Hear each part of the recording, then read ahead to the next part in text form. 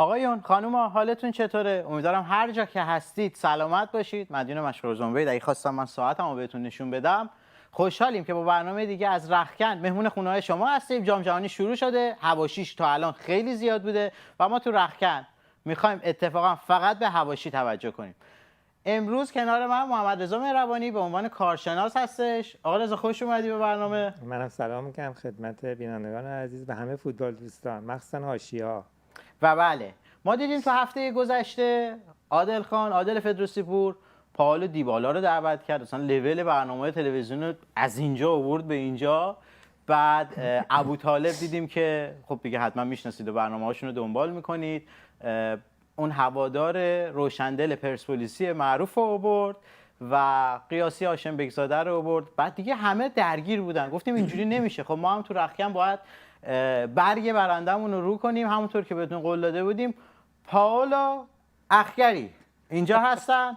بله شما صحبتی اگه داری برام سلام عرض میکنم خدمت فوتبالیستای عزیز. امیدوارم که از دیدن فوتبال ها که این شبا برگزار میشه حسابی حال کرده باشید، مخصوصا دیشب که 2-2 ایران هم میرسید. آره میرسید جلوتر از من.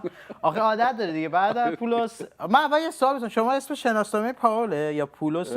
رضا پائول، نیک نیم پائول.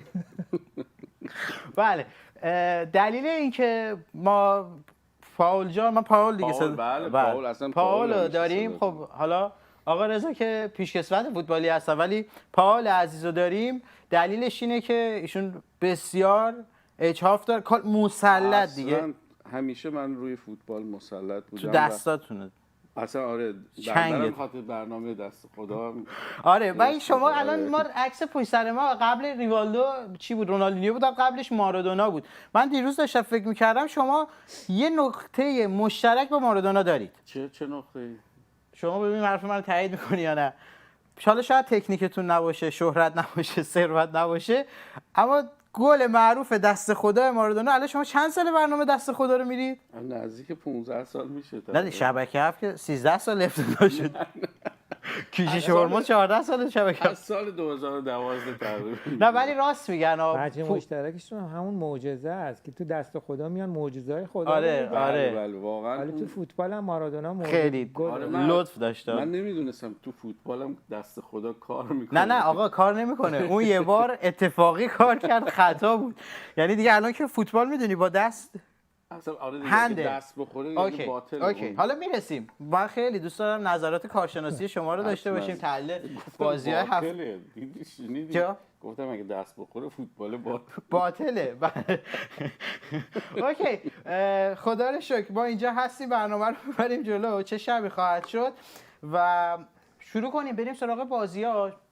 بچه‌ها خب حتما مسابقه ها رو دیدید. بازی افتتاحیه شما دیدید؟ افتتاحیه رو بله دیدید؟ یه قسمت هاشو دیدم. سریال من بیشتر چیزای فانش رو می‌بینم. مثلا افتتاحیه‌اش خب رقص داشت، شکیرا که میرقصید و خواننده ها رو دیدید. تماشاچی‌ها رو وقت نکردم فوتبال رو ببینم. فقط افتتاحیه رو دیدید. اوکی. حالا خب تو افتتاحیه اتفاق ناراحت کننده ای افتاد. یه خبر بدی که تو یه افتتاحیه یه پیرمرده یا آقای مسن 80 ساله آلمانی درگذشت. حالا تو بازی؟ نه تو بازی که 80 ساله که بابا من فکر کردم بازی میکرده. نه 80 سالگی که حالا هر چقدر بنیه قوی تنومن. نه هوادار بوده، تو استادیوم بوده، زیاد جیغ زده. آره فشار اومده بهشون و متاسفانه به رحمت خدا رفتن. هر جا که تیمشون 7 تا گل زد، ببین چقدر فشار. آره نرسید، یعنی عمرشون متاسفانه کوتاه بود، نرسید اون بازی رو ببینه. حالا میرسیم تیمشون هم به بازیشون میرسیم. ایشون درگذشتن به خودشون و خانوادهشون. من مطمئنم خانوادهشون دارن با برنامه ما رو نگاه میکنن. تسلیت عرض میکنیم بهشون. و بازی اول که رینگ بوکس بود، مکزیک بود و آفریقای جنوبی. بله. یه دونه بیشتر از آفریقای جنوبی هم. و 3 تا اخراجی داشتیم. یه بازی پرحاشیه و بعد از اون آسیا که گل کاشتن تیماش. حالا میرسیم به جز ایران فکر میکنم. ولی کره بود که کره یکی چقدر بود از چک، یه کامبک زد 2 تا بازیش شما نگاه کردی بازی کره رو؟ یه بازی خوب بود. کره جالبه 8مین برد تاریخ جام جهانیش رو برده بود. حالا روی مکزیک 2-0 برد. چون میدونم فوتبال نگاه نکردید فقط افتتاحیه رو نتیجه رو خدمتتون بگم. آره مکزیک 2-0 برد آفریقا رو. اینا یه دیلی داره حالا درست میشه الان بریم بیایم. ولی یه اتفاق جالبی افتاد. یه برنامه اونا هم رخکن آفریقایی دارن حالا اسمش نمیدونم چی بود ولی کارشناساش یه حرکت باحال کردن. این پشت من بندازید بچه‌ها یه دقیقه می‌خوام اینو به نشون بدیم. کارشناسای در واقع برنامه اینجا برنامه بود. برنامه شروع شد چون آفریقا باخته بود به دلیل اعتراض سکوت کردن. اوه خب یعنی حق داشتن تفلکی ها. نه آقا مراسم خط که نبوده برنامه کارشناسی بوده. اینا هیچی نگفتن 40 ثانیه سکوت کردن به نشانه اعتراض. من به نظرم ما هم باید اینجوری شروع می‌کردیم برنامه رو به نشانه اعتراض بازی دیشب. واقعا چون 2-2 مساوی شده من اصلا دوست داشتم بیشتر گل بخورن. ایران گل بخوره بیشتر. آره. میرسیم به اونجا. به اون میرسیم. بعد میایم جلوتر بازی داشتیم ژاپن و هلند که فکر می‌کنم آقا رضا آره موافقید که بهترین بازی جام بود. 2-2 شد. عجب بازی بودش. بازی خیلی قشنگ بود و بعد از اون بازی آلمان و کره‌سائو بود. میشه اسم این کشور شما بگید؟ بیشتر به فوش. نه آقا. آلمان و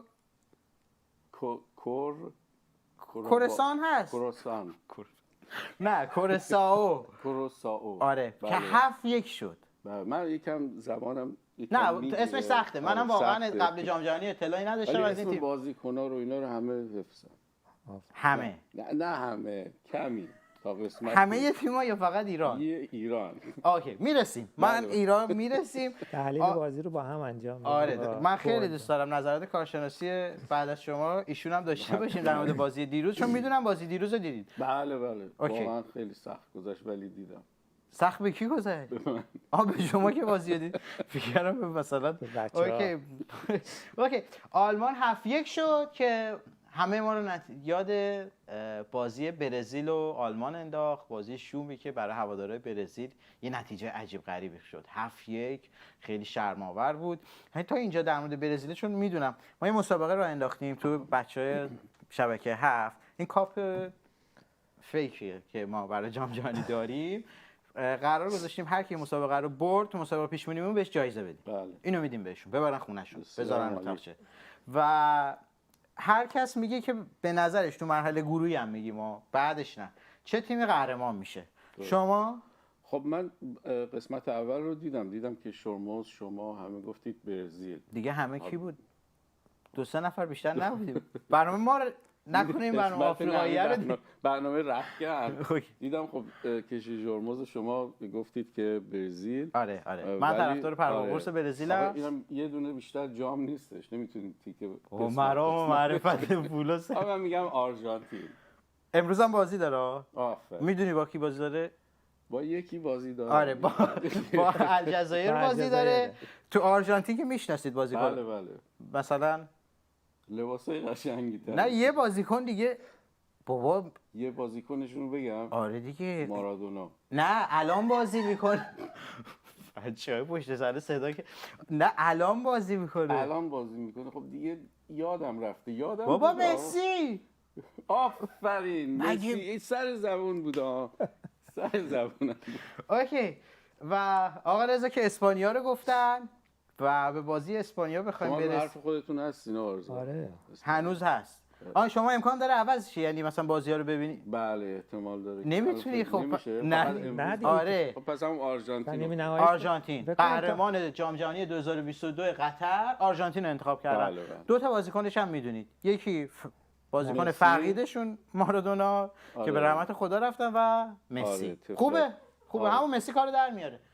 شما هم که گفته بودید اسپانیا همچنان هم رو اسپانیا هستی؟ بله. بازی دیروز اسپانیا رو دیدی؟ من خب به خاطر کارم نه کامل بازی‌ها رو نمیتونم ببینم. خلاصه بازی‌ها رو نگاه میکنم ولی خوب بود. اسپانیا خب از موقعیت گلاش نشون میده که میتونه قهرمان شه. اوکی خیلی فکر میکنم خوشبینانه گفتیدش ولی بعد از اون عربستان و اروگوئه بود. من سریع میخوام فقط نتایجو بگم، شما بیایم من میخوام مصاحبه کنیم، میخوام صحبت کنم، مثلا پاول عزیز رو داریم، پاول اخگری رو از دست ندیم. عربستان و اروگوئه که مساوی شد، محمد اویس دروازه‌بان عربستان 9 تا سیو داشت، یه آمار عجیب غریب. خب شما چون خودت فوتبالیست بودی و گلر بودی، توی اینجا گلرها نقش خیلی پررنگتری انگار دارن. قبول دارید حرف منو؟ الان این هفته اول هفته دروازه‌بانا بود، دقیقاً درست میگی. دقیقاً. و توی شاید بخوایم اسم ببریم ووژینیا نه اصلا شما همون ولش. آره یه گلر تیم کیپرد بود که قبل بازی 50,000 تا فالوور داشت. قدرت جام جهانی الان شد 100,000 تا. نه شبکه هفت که الان ما 160,000 تاییم تو اینستاگرام. خب اینا به کم اما قوی‌تر. آره دیگه تاثیرش بیشتره. آره و الان شده، من قبل برنامه نگاه کردم 7,800,000 از 50,000 تا 7 میلیون. به نظرم دعوتش کن برای دست خدا. این حتما اینم کار دست خدا. دقیقاً. خدا ببین دست آدمو بگیره که تو بازی دیروزش با در واقع اسپانیا ترکوند، 7 تا سیو داشت، تیمو نجات داد. خیلی. آره سنش هم نفر فکر کنم نفر دوم از نظر رده سنی بود. بله. 40 سالش بود. 40 سالش بعد بود. توی یک جالبه که توی یکی از تیم‌های دسته دو بازی می‌کنه.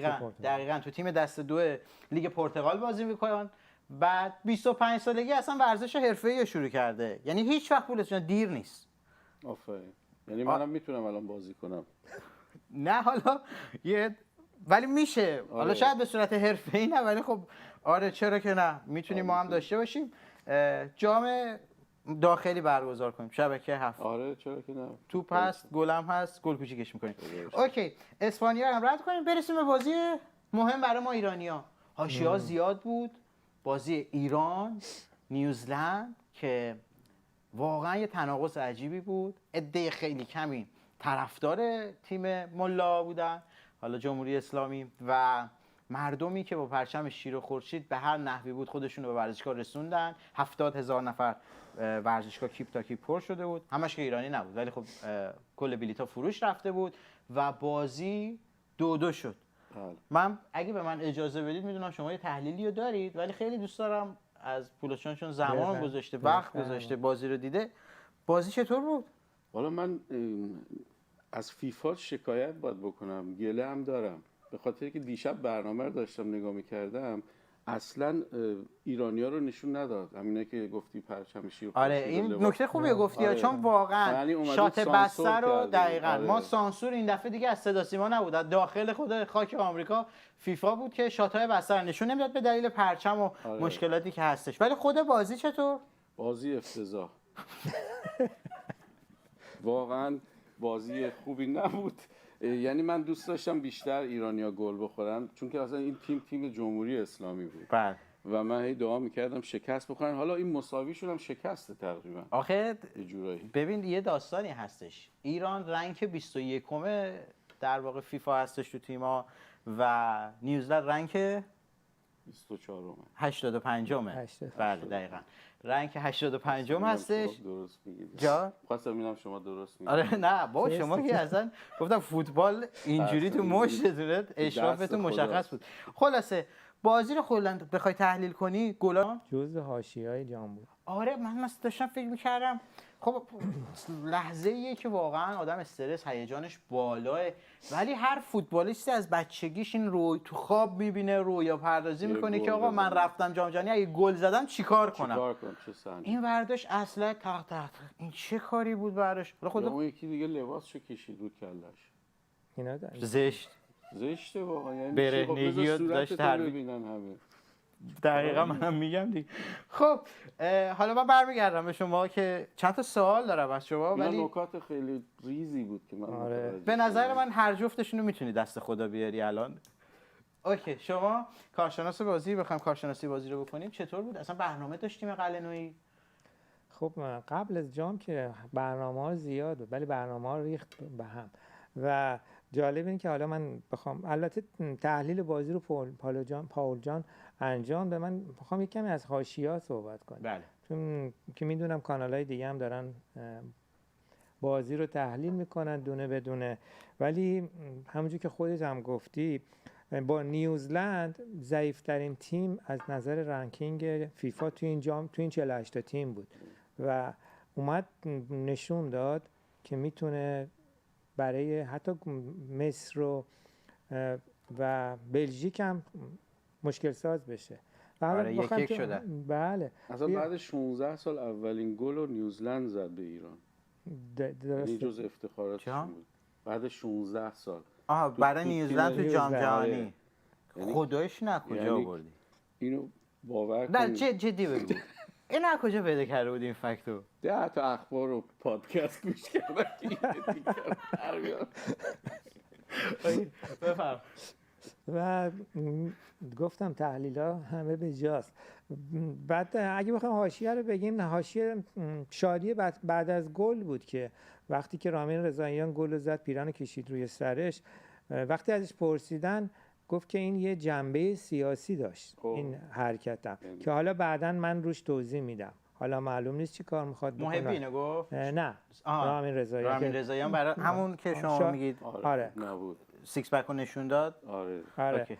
بعد شاید یه گل محبی هم که اونم الان رفته برای رأیگیری فیفا که احتمال داره محروم بشه با این حرکتی که انجام داد. آره ما سابقه هم داشتیم، حالا داخلی بود تو جام، در واقع چی بود، بازی آسیایی بود که پرسپولیس مهاجمش اومد این شکلی کرد، بعد محرومش کردن و نمیدونم چرا نمیتونیم ما ایرانی حاشیه درست نکنیم مثلا. تو حاشیه حالا قلعه‌نویی هم جالبه، نظرش نسبت به بازی، بعد از بازی ازش پرسیدن نظرش نسبت به بازی، گفت بود بهترین بازی ما توی مرحله گروهیه.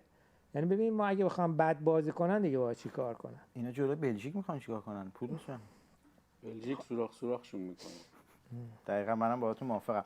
بعد بازم بود بعد بازی، یعنی حاشیه اینجا تموم نشد. حالا تو ورزشگاه بود که موقع خوندن، قبل از بازی بود که بیرون ورزشگاه آره بود. تو موقع خوندن سرود جمهوری اسلامی مردم پشتشونو کردن، بو کردن به اصطلاح، او کردن، همون نوع خودمون نشون ندادن. نه اون که آره گفتی خودت، درستم گفتی، واقعا سانسور کرده بود فیفا. و بعد بازی اتفاقای عجیبی افتاد. اول که ریکاوری که توی هتل بعد انجام میشد یا تو کم میشد ایران نداشت. برخلاف تمام تیم‌ها سریع باید برمیگشتن به تیخونه‌های مکزیک، یعنی دیپورت شدن. بعد تو فرودگاه طارمی و الهویی که جزء کادر فنی هستش به مشکل خوردن، نگرشون داشتن، سیمجونشون کردن، سوال جواب بود و میگن که خبرایی که الان هستش میگن ویزای ترابی باطل شد. الان بازی بعدی مهدی ترابی بازیکن تیم ملی خب چیز دارن اینا روی نیمکت همیشه یه زاپاس دارن. زاپاس مگه قالتاقه مثلا زاپاس تعویضی آره. خب دیگه ما میگیم زاپاس آمیانه زاپیا آره اوکی. ولی خلاصه این اتفاقا بود و تحلیل بازی هم بفهم. توی ترین ها که بخوایم نگاه کنیم، بدترین و بهترین، بدشانس‌ترین تیم و نیوزلند گذاشتن. یعنی باید می‌برد کارشناسا که میگن هم در تو دوتا گلی که زده بود، هم بار اول گل اول جلو افتاد که بد شانس بود، گل مساوی، گل دوم هم جلو افتاد، دو بار جلو افتاد. رو سفید شدن یه جورایی تقریبا. کی؟ نیوزلند. بد شانس بودن. نه خب زدن دیگه دو تا گل زدن میشه رو سفید. آره درسته. موافقم باهاتون.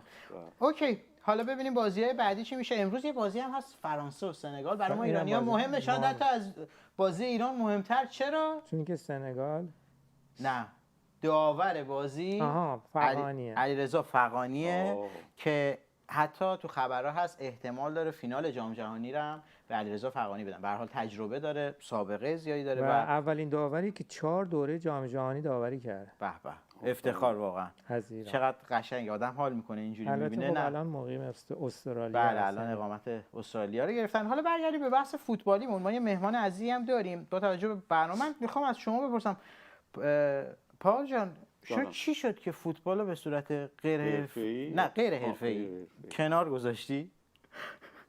من از کودکی علاقه شدید به فوتبال داشتم. دروغ نگو. واقعا داشتی؟ باور کن 6 صبح بیدار می‌شدم. خب با برادر و با دوستا میرفتید زمینای خاکی مشهد. یه زنبیل دستمون میگرفتیم، فلاکس چایی و نون و سبزی و پنیر و اینو میبردیم بعد یعنی بازی میکردیم، اینو میذاشتیم برای بین دو آها تا مثلا بازی که قندتون افتاد فشارتون افتاد یه لقمه بزن. اونو بیرون میخوردیم دیگه و واقعا هم میچسبید، یعنی هر روز خب چی شد ما ادامه بهش- ندادید اونو؟ حقیقتش چه پستی بازی من می‌خواستم چه پستی بازی می‌کردم پاول جان؟ من کلا چون با پای چپ چپ پا بودی آره پس؟ چپ پا بودم برای قبل خاطر- مصونیت پس چپ پا بودی؟ بله برای خاطر هر وقت توپ پا رو میزنم میدم چرا چپ میرفت راست پیستون نمیرفت. چپ یعنی بودی چی؟ یا گوش کج بودی؟ نه گوش چپ بودم گوش دیگه. کج بودی. گوش کج چپ بودم. بعد وینگر بوده. اکثرا که می اومدن جلو وقتی شوت می‌خواستن نمیدونم به جایی که به توپ بخوره میخورد به ساق پای بچه‌ها، بعد این برام خاطر اینا میترسیدن زیاد بیان برای همین جلو. دیگه از فوتبال اومدی بیرون رو ورزش دیگه رزمی رو. دیدم رفتیم تو کار کشتی و طرفدار چه تیمی بودی؟ ابو مسلم. ابو مسلم دیگه 100%. یه بازیکن سیاه ابو مسلم رو به ما جامه. بخواید بگید؟ یکی. اذیتت نمی‌کنم، یه دونه. این سر زبونم بود اذیت میکنن بچه‌ها. یه نفرم یعنی یاد نیست. مشهدیه که میدوه مشهدی که میدوه. الان فکر کنم 99% مشهد میدوئن دیگه آقا، یعنی چی؟ همه فوتبالیستا میدونن. زیاد فشار نیارید. عنایتی مثلا، میثم باو اینا نه؟ نه بالاتر، من یه بادامکی بالاتر؟ یه قوی ترش بود که رفت تو تیم ملی. علی دایی. نه خداداد عزیزی دیدین؟ خداداد یادش رفت. خداداد عزیزی اوکی مرسی پولا جان. من از شما دعوت میکنم برنامه فینالم باشه. نه دیگه در اون حد خوب نبودی اطلاعات تا نیمه. نه شوخی میکنم. با ما همراه باشی برنامه بعدی هم. و ما یه مهمان بسیار عزیزی داریم، سرکار خانم سپید حجامی عزیز. خیلی خوش اومدید و ما عادت داشتیم تو قاب برنامه وطن با شما باشیم، برنامه رخکن با ما هستید. خانم حجامی عزیز خب حال و هوا فوتبالی هستش و این روزها بیشتر مردم دنیا به غیر از شاید حالا ایرانی‌ها درگیر حواشی جام جهانی هستن که تو 3 کشور داره برگزار میشه. سلام علیکی که میخواید بکنید با مهمانانمون که اینجا حضور دارن کنار من و مخاطبین رو انجام بدید و میخوام ازتون من سوال بپرسم بعدش. بفرمایید. درود به شما دوستان مهمانان عزیزتون و درود به مردم شریف ایران. سپاس از اینکه من زنده باشید. من میخواستم از شما بپرسم جام جهانی شما خاطره ای دارید، اتفاقی براتون بوده که با در واقع شنیدن اسم جام جهانی یاد اون بیفتید، براتون خیلی بولد باشه، خیلی تو ذهنتون بخواید مرورش کنید؟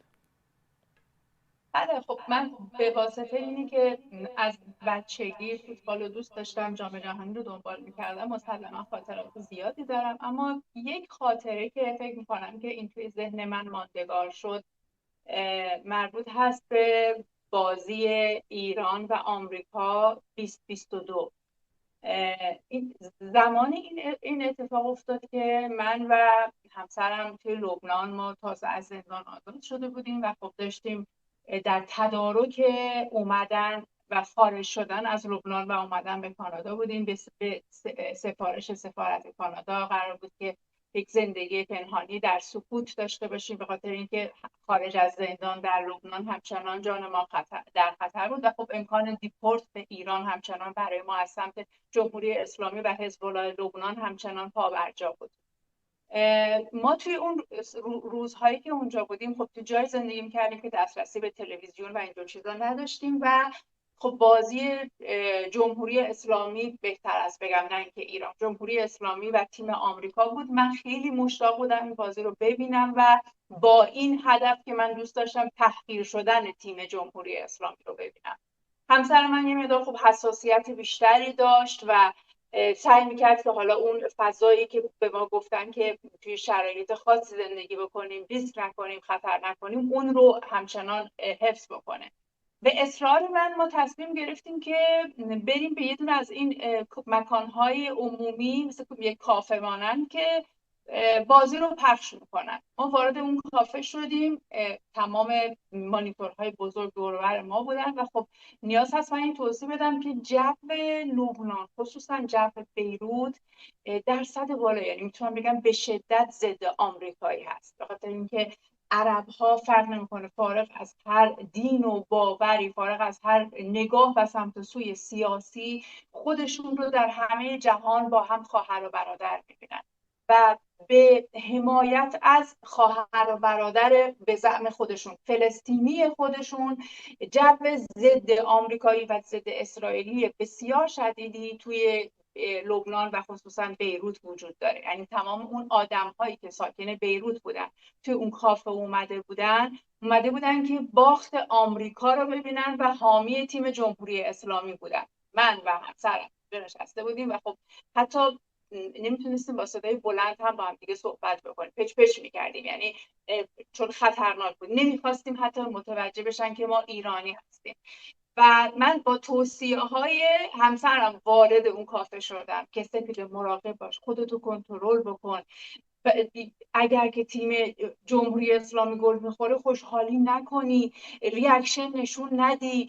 و به ساده ترین شکلش که میتونم بگم، همسرم به من میگفتش که تو داری ما رو میبری توی لونه زنبور، یعنی ما داریم میریم جایی که اگر که هر اتفاقی امکان داره برای ما بیفته.